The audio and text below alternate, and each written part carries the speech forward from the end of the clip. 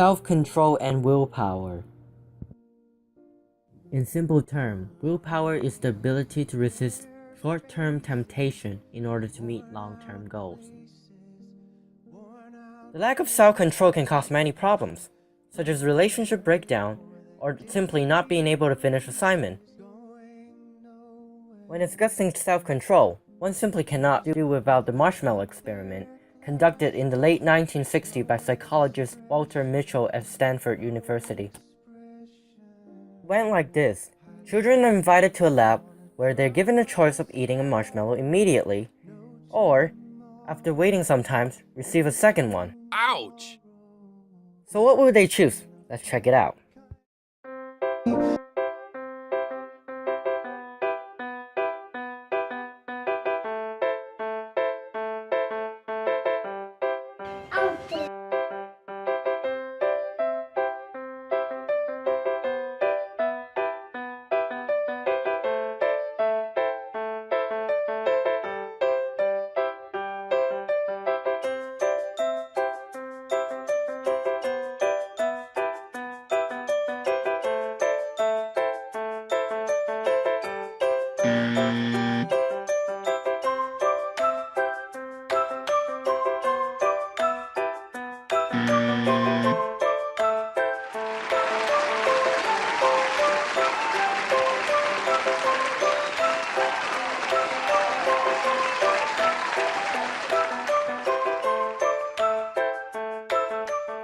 Years later, when Mitchell tracked down the subjects as teenagers, he found that those who had resisted had higher SAT score, greater ability to plan, handle stress, and respond to reason.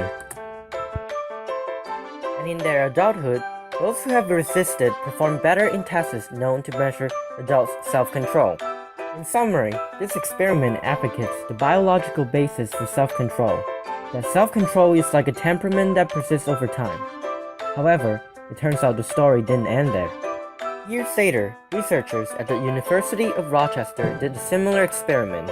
But this time, the children are separated into two groups. Prior to the experiment, in the reliable condition group, the researcher tells the children that he will bring art supply, and did indeed bring them in the end. Whereas in the unreliable condition group, the researcher goes back on his words. The result is that in the unreliable condition group, the children waited for a mean time of 3 minutes and 2 seconds. In the reliable condition, on the other hand, they held out for on average for 12 minutes and 2 seconds, 4 times as much. This experiment emphasizes that self-control is a cognitive skill that situational factors play a big role. In addition, willpower seems to be a limited resource that requires replenishment.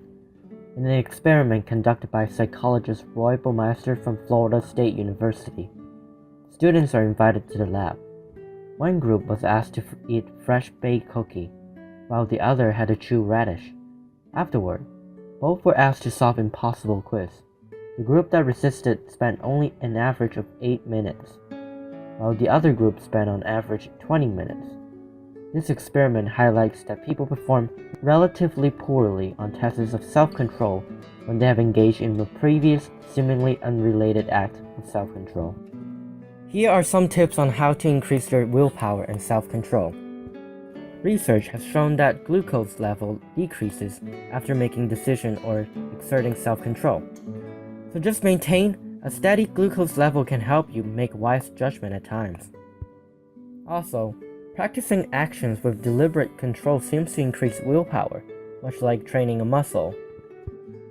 It can be as simple as turning the doorknob or brushing your teeth with your left hand. And remember how the kids cover their faces?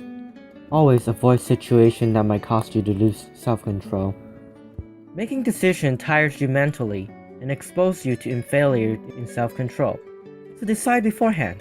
If you don't want to drink, but know that someone will ask you in a party, think beforehand how to react. Most importantly, set a goal. Our willpower is never more powerful than when it is motivated and aiming at something. As always, thanks for watching. When you try your best but you don't succeed, when you get